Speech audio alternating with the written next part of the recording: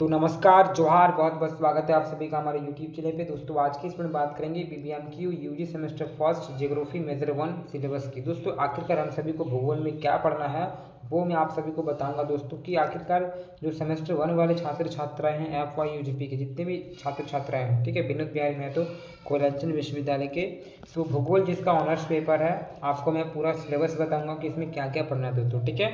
तो चलिए बिना देर के भी देखते हैं पूरा का पूरा सिलेबस। तो दोस्तों सिलेबस की बात कर सकता हूँ तो सेमेस्टर 1 में जो हमारा सिलेबस है कुछ इस प्रकार से कुछ मॉडल यानी कि यूनिट में बांटा गया है पूरा का पूरा सिलेबस को।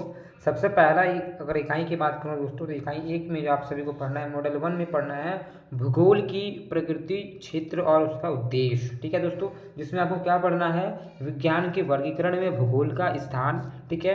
और इसके बाद जो पढ़ना है वो पढ़ना है दोस्तों आप सभी को भूगोल की मौलिक अवधारणाएं, ठीक है। कौन सी अवधारणाएं, जैसे कि पृथ्वी की सतह की अवधारणा है ना, स्थान स्थिति की अवधारणा और भूदृश्य की अवधारणा। ये तीन चीज़ें आप सभी को पढ़नी है दोस्तों मॉडल 1 में, ठीक है। याद रखिएगा, पृथ्वी की सतह की अवधारणा, स्थान स्थिति की अवधारणा और भूदृश्य की अवधारणा। तो ये आपका मॉडल 1 में हो गया दोस्तों। तो दोस्तों मॉडल 2 में जो पढ़ना है हम सभी को वो पढ़ना है प्राचीन काल में, मध्यकालीन काल में और आधुनिक काल में भूगोल का विकास। और इसमें जो पढ़ना है दोस्तों आप सभी का, जैसे कि ग्रीक हो गया, रोम हो गया और भारत हो गया, ठीक है।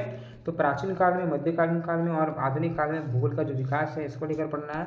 इसमें से आपको क्या पढ़ना है दोस्तों, वो जर्मन स्कूल पढ़ना है आप सभी को, फ्रेंच स्कूल पढ़ना है, ब्रिटिश स्कूल पढ़ना है, अमेरिकी स्कूल पढ़ना है, ठीक है। ये चीज़ आप लोग इंपॉर्टेंट देखिएगा क्या है। जर्मन स्कूल आपके लिए महत्वपूर्ण रहेगा, फ्रेंच स्कूल रहेगा, ब्रिटिश स्कूल रहेगा और अमेरिकी स्कूल, ठीक है। इसके बाद जो पढ़ना सो आपको पढ़ना है दोस्तों भूगोल में हम्बोल्ट, रिटर, रेटजेल, ब्लाजेली और, ठीक है, हार्टसॉन का योगदान। तो आपको हम्बोल्ट के बारे में थोड़ा पढ़ना है दोस्तों, कार्ल रिटर के बारे में पढ़ना है, ठीक है, फ्रेडरिक रेटजेल के बारे में पढ़ना है, ब्लाजेली के बारे में पढ़ना है। तो ये आप सभी के लिए इंपॉर्टेंट रहेगा दोस्तों, तो इसे भी आप लोग कर लीजिएगा दोस्तों, ठीक है।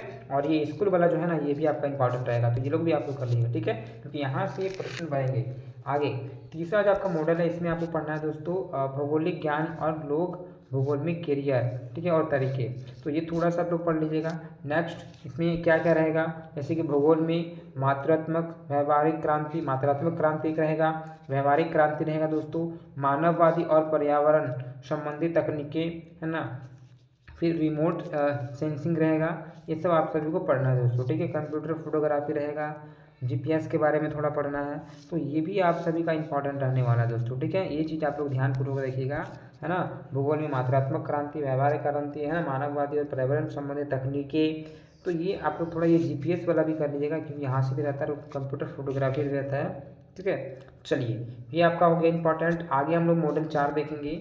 मॉडल 4 आपका क्या है दोस्तों, मॉडल 4 में आपका क्या है कि भूगोल में द्वैतवाद, ठीक है, भौतिक बनाम मानव, यानी भौतिक वर्सेस जो मानव है उसको आपको पढ़ लेना है।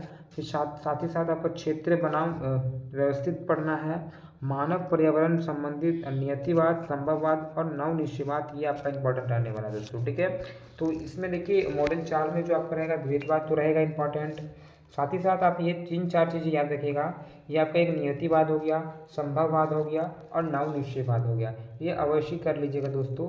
तो ये आपका मॉडल, ठीक है, 4 तक मैंने बताया जो कि आपका भूगोल ऑनर्स के जितने भी छात्र छात्र हैं आपका ये सिलेबस रहता है पूरा पूरा। इतना कर लीजिएगा तो आपका हो जाएगा पूरा, ठीक है। इतना ही पढ़ना है। इसमें से अभी आपको मैं इंपॉर्टेंट बताता हूँ कि क्या क्या परीक्षा में कहाँ कहाँ से प्रश्न हो सकते हैं। तो पूरा का पूरा सिलेबस आप स्क्रीनशॉट ले सकते हो या तो फिर आसानी से वीडियो को रोक के लिख सकते हो दोस्तों, ठीक है।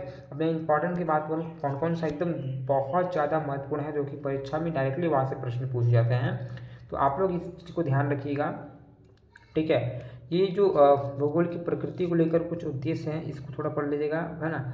आप में जो पृथ्वी की सतह की जो अवधारणा है ये यहाँ से एक इंपॉर्टेंट क्वेश्चन बन जाएगा। साथ ही साथ अब यहाँ पे आइए यूनिट 2 में जो रहेगा वो आपका स्कूल से रहने वाला है, चाहे वो अमेरिकी स्कूल रहे, फ्रेंच स्कूल रहे, जर्मन स्कूल रहे, यहाँ से रहेगा फ्रेडरिक रेटजेल, हम्बोल्ट के बारे में भी यहाँ से, कार्ल रिटर के बारे में। ये 3 चीज़ें जो हैं वो बहुत ज़्यादा इंपॉर्टेंट रहने वाला है आपके परीक्षा के दृष्टिकोण से, तो ये तीनों के बारे में आप लोग पढ़ लीजिएगा। फिर आगे मैं चलूँ तो आगे यहाँ पे जो मात्रात्मक क्रांति, यहाँ से एक प्रश्न बनता है दोस्तों, आप लोग ध्यान रखिएगा, है ना। साथ ही साथ जीपीएस को लेकर क्वेश्चन बनता है, कंप्यूटर फोटोग्राफी को लेकर एक क्वेश्चन बन जाता है आपका परीक्षा भवन में। व्यवहारिक क्रांति, मात्रात्मक क्रांति तो हो ही गई। साथ ही साथ यूनिट 4 में आपका ये पर्यावरण जो निश्चयवाद और नवनिश्चयवाद और संभववाद जो देख पाए होंगे, ये आपका इंपॉर्टेंट रहेगा। इतना अगर आप लोग कर लेते हो तो परीक्षा में आपका आसानी से बहुत सारे प्रश्न बन जाएगा दोस्तों, ठीक है।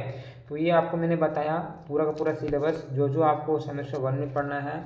4 ईयर के प्रोग्राम वाला है, जितना भी कोई भी सेमेस्टर का आप हो सकते हो, जो आपका 4 ईयर प्रोग्राम वाला है वो आप लोग देख पा रहे होंगे, ठीक है। इसी प्रकार से आपको सारा मिल जाएगा, माइनर पेपर का, एमडीसी पेपर का, एएसी पेपर का, जिसका भी चाहिए हो आप कमेंट बॉक्स में मुझे कमेंट कर दीजिए कि भैया इसको मुझे सिलेबस चाहिए। मैं आपको वीडियो बना दूंगा और क्या क्या उसको पढ़ना है सारा का सारा बता दूंगा, साथ ही साथ इंपॉर्टेंट भी बता दूंगा कि उसमें क्या महत्वपूर्ण रहने वाला दोस्तों है, ठीक है। तो चलिए इसी प्रकार से मुझसे जुड़ने के लिए मुझे इंस्टा पर फॉलो कर सकते हो, इंस्टा आईडी में डाल देता हूँ डिस्क्रिप्शन बॉक्स में। साथ ही साथ मेरे टेलीग्राम चैनल को ज्वाइन कर सकते हो। इसी प्रकार से अच्छे से पढ़े, दूसरे में मिलता है। जय हिंद, जय भारत।